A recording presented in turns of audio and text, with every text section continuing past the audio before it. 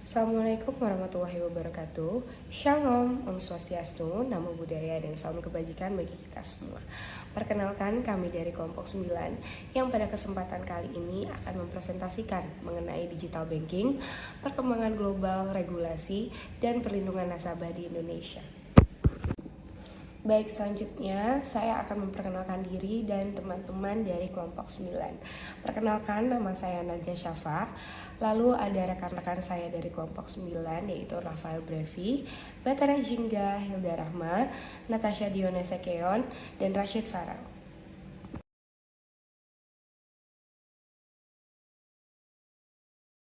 Selanjutnya ada pembahasan mengenai apa itu definisi dari digital banking. Sebetulnya digital banking sendiri memiliki beberapa definisi. Yang pertama ada definisi konseptual.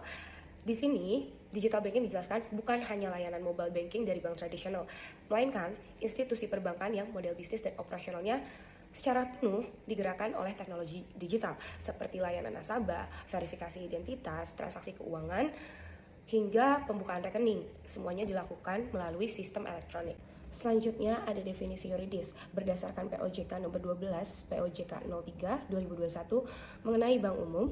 Bank digital sendiri didefinisikan sebagai bank berbadan hukum Indonesia atau BHI yang menyediakan dan menjalankan kegiatan usaha, terutama melalui saluran elektronik tanpa kantor fisik atau hanya menggunakan kantor fisik yang sangat terbatas. Lalu selanjutnya ada karakteristik utama, yaitu berbasis Open API atau Application Programming Interface, memanfaatkan big data dan kecerdasan buatan atau yang suka disebut AI, serta terintegrasi dengan ekosistem fintech dan e-commerce. Nah, bank digital ini sendiri mengandalkan pengelolaan data pribadi nasabah secara intensif, meliputi data identitas, keuangan, biometrik, hingga data transaksi itu sendiri. Selanjutnya ada perkembangan digital banking di dunia.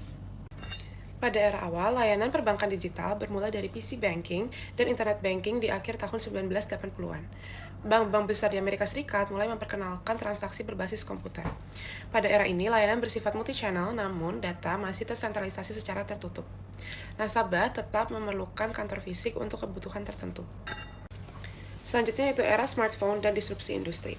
Pesatnya penetrasi smartphone melahirkan gelombang neobank, bank digital yang beroperasi tanpa kantor cabang fisik sama sekali. Di Eropa, pionir neobank seperti N26, Revolut, dan Monzo berhasil membangun basis pelanggan raksasa. Per tahun 2025, Revolut telah mencapai lebih dari 50 juta nasabah global dan mencatat laba bersih sebesar 428 juta US dollar di tahun 2023. Sementara Eropa kini memiliki lebih dari 60 neobank berlisensi. Kemudian regulasi sebagai katalisator, Uni Eropa menetapkan Payment Service Directive pada tahun 2015 yang mulai diterapkan penuh pada 2018. PSD itu mewajibkan bank membuka akses data nasabah secara aman kepada pihak ketiga melalui API, sehingga neobank untuk pertama kalinya dapat mengakses data keuangan nasabah tanpa perlu perjanjian formal dengan bank konvensional. Regulasi ini memicu gelombang inovasi besar-besaran di sektor keuangan Eropa. Model bisnis neobank tipologi. Neobank global beroperasi dengan dua jalur perizinan utama. Yang pertama, Electronic Money Institution hanya memegang dana dan memproses pembayaran tanpa lisensi bank penuh. Dan yang kedua, Full Banking License memiliki kapasitas penuh menerima simpanan dan menyalurkan kredit. Revolut dan N26 awalnya beroperasi sebagai EMI, namun akhirnya memperoleh lisensi bank penuh. Kemudian tren global terkini ada 3, yaitu Open Banking atau Open Finance, Embedded Finance, dan AI and Behavioral Biometrics. Kemudian yang selanjutnya adalah perkembangan bank digital di Indonesia. Yang pertama itu melalui fase adaptasi, di mana OJK menerbitkan POJK nomor 19 tahun 2014 sebagai dasar layanan perbankan digital. Bank-bank besar mulai menghindarkan mobile banking, sementara Genius pada tahun 2016 menjadi pelopor bank digital berbasis aplikasi di Indonesia. Kemudian, akselerasi pandemi pada tahun 2020 sampai 2021, di mana terjadinya pandemi COVID-19 yang mempercepat penggunaan transaksi digital dan mendorong pertumbuhan pesat layanan bank digital. Kemudian yang terakhir yaitu strategi akuisisi lisensi, di mana banyak bank digital berkembang melalui akuisisi bank yang telah memiliki izin, seperti Bank Artos yang menjadi Bank Jago pada tahun 2020, dan Bank Royal yang menjadi Blue by BCA Digital. Baik, yang selanjutnya ada perkembangan digital banking di Indonesia, meliputi pemain utama dan ekosistem. Yang pertama, ada Bank Jago, induk ekosistemnya merupakan Gojek atau GoPay, merupakan bank pertama berbasis ekosistem super app, dan yang kedua ada Blue by BCA Digital. Induk ekosistemnya adalah BCA, merupakan akuisisi Bank Royal yang menargetkan generasi muda. Lalu ada Genius by BTPN, induk ekosistemnya itu Bank SMBC, merupakan bank digital pertama di Indonesia yang berdiri dari tahun 2016. Lalu ada Bank dari Group Shopee, merupakan konversi bank kesejahteraan ekonomi. Lalu ada Bank Raya, induk ekosistemnya adalah BRI, merupakan bank dengan fokus segmen underserved dan UMKM. Lalu ada Superbank dari Grab atau OVO, merupakan ekosistem ride hailing dan e-wallet. Dan yang terakhir ada Line Bank, induk ekosistemnya merupakan line finansial dengan integrasi platform pesan. Baik, selanjutnya ada pengaturan layanan digital banking di Indonesia, meliputi regulasi kelembagaan. Pengaturan layanan digital banking di Indonesia ada 4 pilar. Untuk pilar yang pertama itu ada kelembagaan dan operasional dari OJK. Terdapat 2 POJK utama yang mengatur bank digital, yaitu yang pertama ada POJK nomor 12, POJK 03, 2021 tentang bank umum, mengatur pendirian kepemilikan kegiatan usaha, dan juga pengawasan bank umum termasuk bank digital. Bank digital wajib memenuhi modal inti minimum, menerapkan prinsip kehati-hatian, dan menjaga tata kelola yang baik. Lalu selanjutnya ada POJK nomor 13, POJK 03, 2021 tentang penyelenggaraan produk bank yang mengatur standar produk dan layanan yang boleh ditawarkan bank melalui kanal digital. Prinsip dasar pengawasannya, tidak ada pemisahan hukum antara bank digital dan konvensional. Keduanya tunduk pada rezim bank umum yang sama. Namun bank digital lebih menekankan pengawasan berbasis teknologi, sementara bank konvensional menggunakan metode tradisional berbasis kualitas aset. Lalu pilar yang kedua yaitu manajemen risiko IT. Bank digital diwajibkan menerapkan 3 hal, yaitu yang pertama standar keamanan cyber yang terukur, yang kedua ada autentifikasi ganda atau multi-factor authentication, yang ketiga adalah dilarang lepas tangan jika terjadi kegagalan sistem pada pihak ketiga. Penyedia IT tanggung jawab tetap berada pada bank sebagai penyelenggara. Selanjutnya ada pengaturan layanan digital banking di Indonesia, meliputi sistem pembayaran dan perlindungan data. Seperti yang sudah dijelaskan di slide sebelumnya, ada 4 pilar dalam pengaturan layanan digital banking di Indonesia. Sekarang adalah pilar ketiga, yaitu infrastruktur sistem pembayaran Bank Indonesia. Yang pertama ada PBI nomor 23 11 PBI 2021 mengatur penyelenggaraan infrastruktur sistem pembayaran. Lalu ada PADG Snap BI yang membakukan standar teknis dan keamanan dalam Open API perbankan di Indonesia. Indonesia masih dalam tahap standarisasi Open API di level pembayaran, sementara Eropa sudah bergerak menuju Open Finance yang lebih luas. Lalu pilar keempat itu ada perlindungan data pribadi nasabah, yaitu yang pertama ada bank digital berkedudukan sebagai pengendali data pribadi berdasarkan Undang-Undang Nomor 27 Tahun 2022 tentang perlindungan data pribadi. Kewajiban hukumnya bersifat kumulatif. Lalu ada preventif, yaitu menerapkan prinsip legalitas, transparansi, minimalisasi data, keamanan enkripsi, dan penilaian dampak perlindungan data. Lalu ada wajib lapor, yaitu bank wajib memberitahukan kegagalan perlindungan data atau kebocoran kepada nasabah dan otoritas dalam waktu maksimal 3 kali 24 jam. Lalu ada represif sanksi berlapis. Yang pertama ada administratif, yaitu berupa teguran denda maksimal 2% dari omset pendapatan, lalu penghentian operasional sementara. Lalu ada perdata, ganti rugi kepada subjek data yang dirugikan, dan juga pidana sebagai ultimum remedium jika terdapat unsur kesengajaan termasuk pertanggungjawaban pidana korporasi. Selanjutnya ada pengaturan regulasi perlindungan konsumen dan kerahasiaan bank, yang dimana selain undang-undang perlindungan data pribadi, perlindungan nasabah dan bank digital, itu bank dan dilengkapi oleh multi lapisan regulasi.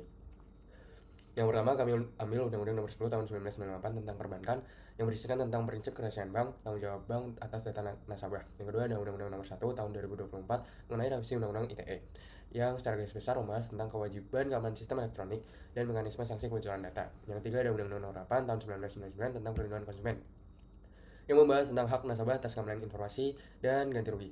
Yang keempat ada peraturan dari OJK sendiri, OJK nomor 6, POJK 07, 2022 tentang perlindungan konsumen yang membahas tentang prinsip transparansi, perlakuan adil, keadilan, kerahasiaan, dan keamanan data. Yang terakhir ada UU PDP sendiri yang membahas tentang hak subjek data, kewajiban pengendali data, sanksi administratif, serta mekanisme pengadilan perdata maupun pidana. Nah, oleh kelompok kami sendiri itu menganalisis bahwa tantangan terbesar saat ini bukan lagi kurangan regulasi, melainkan bagaimana menciptakan kepastian hukum mengenai tanggung jawab bank ketika terjadi kerugian pada nasabah digital banking. Slide ini kami membandingkan kerangka perlindungan data pribadi Indonesia dengan Uni Eropa melalui General Data Protection Regulation atau GDPR. Secara substansi sendiri, Indonesia sebenarnya telah mengadopsi banyak prinsip yang terdapat dalam GDPR melalui UU PDP tahun 2022. misalnya hak subjek data, kewajiban notifikasi kebocoran data, dan kewajiban pengendali data dalam menjaga keamanan informasi. Namun, analisis lebih dalam dari kami sendiri, terdapat perbedaan yang cukup signifikan pada aspek penegakan hukum. GDPR menerapkan model pertanggungjawaban yang jauh lebih ketat dengan sanksi yang dapat mencapai 4% dari omset global perusahaan atau 20 juta euro. Bahkan perusahaan-perusahaan besar seperti Meta dan Amazon pernah dikenakan denda dalam jumlah yang sangat besar. Kalau Indonesia sendiri masih menggunakan pendekatan yang relatif lebih lunak dalam batas sanksi yang lebih rendah dan belum memiliki banyak presiden penegakan hukum yang kuat. Nah itu, Uni Eropa memiliki otoritas pengawas perlindungan data yang independen dan terpusat. Dengan Indonesia sendiri, pengawasannya masih tersebar pada beberapa lembaga sehingga koordinasi dan efektivitas pengawasnya belum sekuat sistem Eropa. Karena hal ini dapat disimpulkan oleh kelompok kami, Indonesia sudah bergerak ke arah yang sama dengan standar internasional, tapi masih berada pada tahap penguatan implementasi dan penegakan hukumnya. Pada slide ini kita dapat melihat perbedaan pendekatan regulasi digital banking antara Indonesia, Singapura, dan Malaysia. Singapura sendiri melalui MAS atau Monetary Authority of Singapore yang menerapkan sistem perizinan yang sangat spesifik yang mana membedakan antara digital full bank yang melayani nasabah retail dan digital wholesale bank yang fokus pada korporasi dan pelaku usaha. Dengan model ini, regulator dapat melakukan pengawasan yang lebih terarah terhadap karakteristik risiko masing-masing bank digital. Kalau Malaysia sendiri, menerapkan lisensi khusus bank digital serta memiliki Ombudsman for Financial Service yang berfungsi sebagai lembaga penyelesaian sengketa independen. Lembaga ini memberikan akses yang lebih mudah bagi nasabah untuk mencari keadilan tanpa harus melalui proses litigasi yang panjang di pengadilan. Berbeda dengan kedua negara tersebut, Indonesia tuh mengatur bank digital dalam rangka bank umum yang sudah ada. Bahkan banyak bank digital berkembang melalui mekanisme akuisisi terhadap bank yang telah memiliki izin sebelumnya. Pendekatan ini memang mempercepat pertumbuhan industri digital banking. Tapi di sisi lain menimbulkan risiko karena kesiapan teknologi dan manajemen risiko dari bank tuh yang diakuisisi belum tentu sejalan dengan tuntutan operasional bank digital modern. Yang dimana pelajaran penting dari Singapura dan Malaysia adalah perlunya pengaturan yang lebih spesifik terhadap bank digital, baik dalam aspek perizinan, pengawasan maupun perlindungan nasabah. Dengan demikian, inovasi digital dapat berkembang tanpa mengorbankan stabilitas sistem keuangan dan kepentingan umum. Baik, di sini selanjutnya saya akan menjelaskan tentang gagasan pengaturan 1, yaitu Shared Responsibility and Ethics. Gagasan pengaturan layanan digital banking guna melindungi kepentingan bank dan nasabah. Gagasan pertama yaitu penerapan tanggung jawab proporsional atau Shared Responsibility Principle. Tidak adil jika kerugian akibat kejahatan siber eksternal dibebankan 100% kepada nasabah. Perlu ditetapkan mekanisme investigasi independen dan pembagian beban tanggung jawab yang proporsional.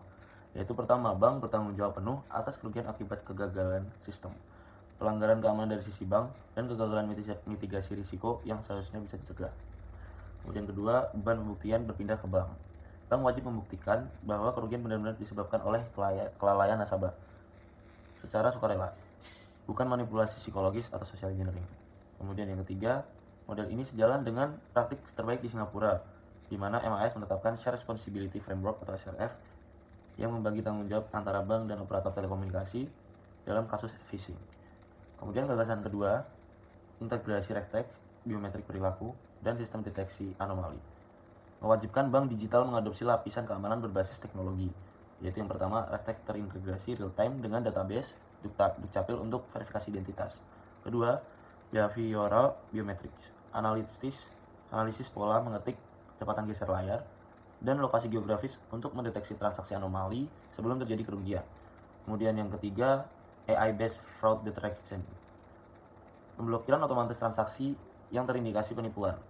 Contoh transfer besar kepada rekening baru di luar jam dan lokasi yang tidak biasa.